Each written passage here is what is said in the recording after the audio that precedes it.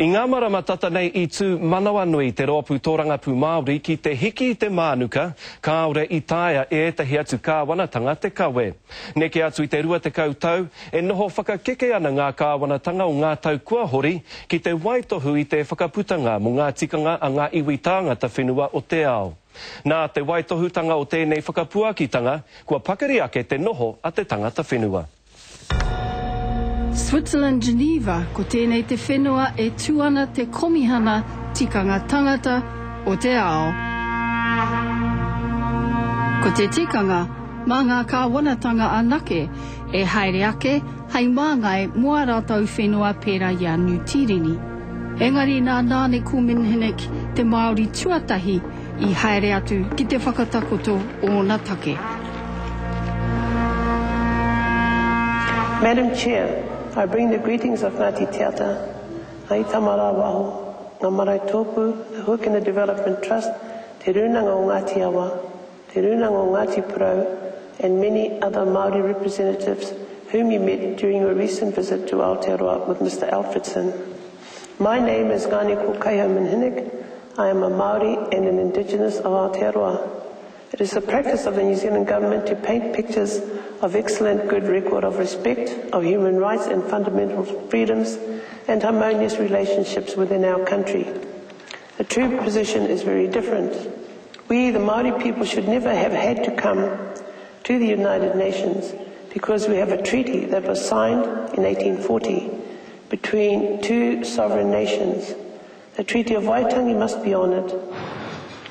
Because of the desecration of our tribal sacred burial grounds by New Zealand Steel Iron Sand Mining Company, and because of the pollution and desecration of the Manukau Harbour and Waikato River, which has deprived us of our food supplies, and because of our problems with many pieces of government legislation, our tribe, Ngāti Teata, felt we must invite Madam Dias and Mr. Alfredson of the Secretariat to visit our country.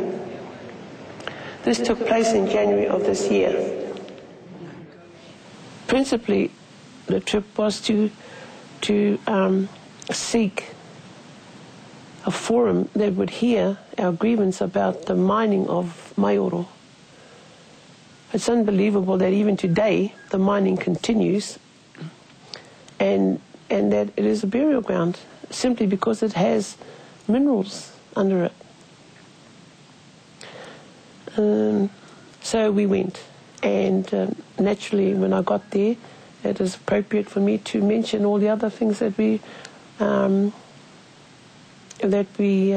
were concerned about, the depopulation and desecration to the waterways, and that. So well, that's the reason for going.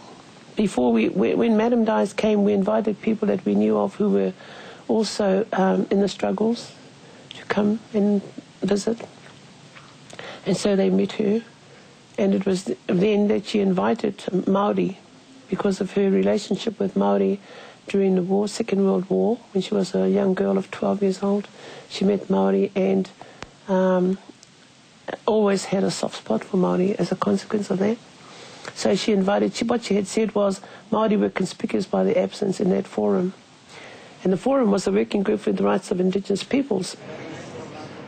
Kei wainga nui ngā taurua te kaumārua, I te tau patu nā iwi take ki o rātau ake kāwanatanga, kia mutu rāno I te raupatu whenua, I te mahi tūkino I o rātau awa, te takutai moana I o rātau wāhi tapu. Engari, aha koa, te tai me te pari o nā kāwanatanga ia toru tau, ko taua āhua rāno. He taringa māro katoa, aha koa te pāti. Ka tahi kauru mai te pāti Māori.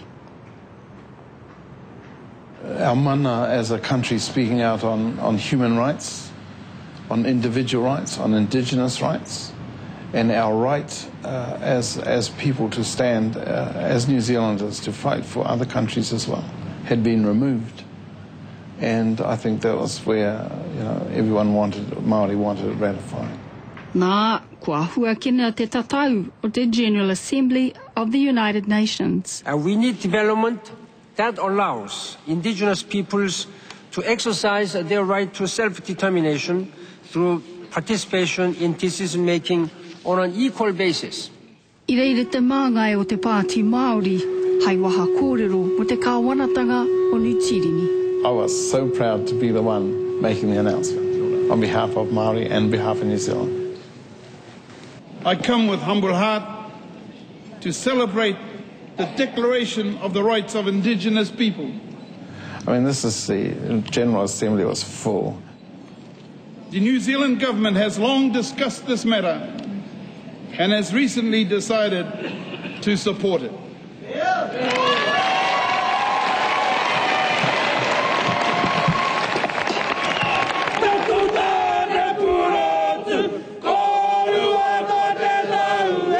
It was just so great, and people came up and shook our hands, the New Zealanders, and congratulated us.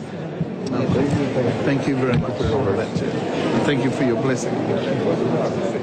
At last we can stand tall amongst our indigenous comrades and stuff, and so can the country now.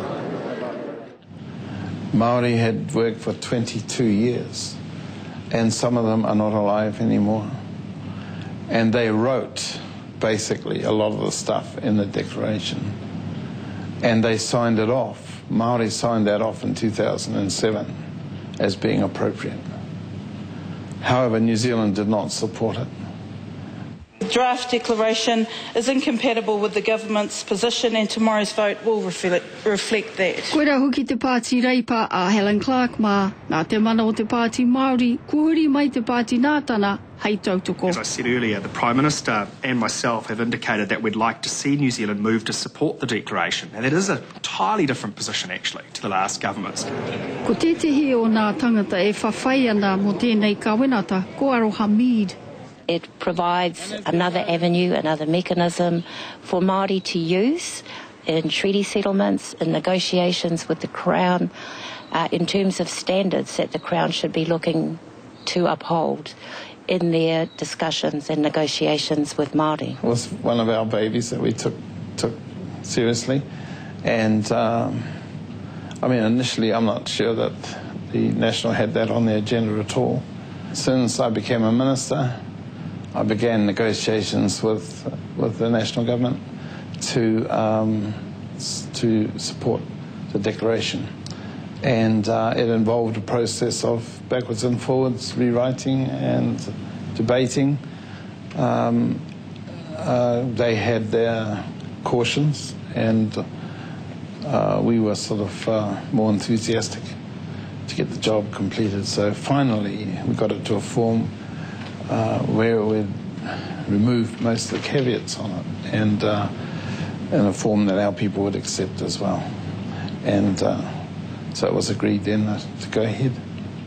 Nā te aha, kaore nā kāwanatanga o Nutirini I tautoko, neke atu I te rua te kaumā rua tau. Kai a Moana Jackson, te whakamārama. The first hinged around Article 3, the right of self-determination, and the intransigent opposition of many governments to that. They saw it as a threat to their power. They also, I think, quite wrongly interpreted the whole right of self-determination and related it purely to the independence movements of the African colonies in the 1960s, when in fact self-determination is a much broader construct than that. So that was one reason for the opposition, and New Zealand, along with Canada, the United States and Australia, tended to lead that opposition. The second difficulty was just that it's the first time Indigenous peoples have tried to get an international set of minimum standards about our human rights. And so because it was new, many governments found it difficult to cope with, found it threatening, that all these nice Indigenous peoples who they thought only did dances and sang songs were actually advocating their rights, were actually seeking redress for years of oppression and so on.